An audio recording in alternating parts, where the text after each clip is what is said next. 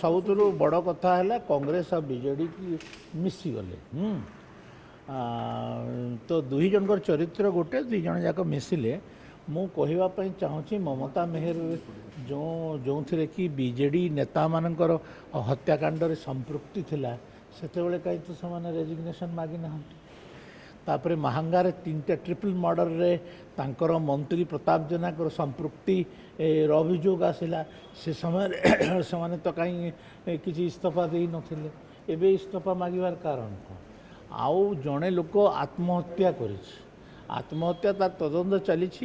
ଯେଉଁମାନେ ଆତ୍ମହତ୍ୟା କରିବା ପାଇଁ ବାଧ୍ୟ କରିଥିବେ କି କ'ଣ କରିଥିବେ, ତାଙ୍କର ଉପରେ କାର୍ଯ୍ୟାନୁଷ୍ଠାନ ହେବ।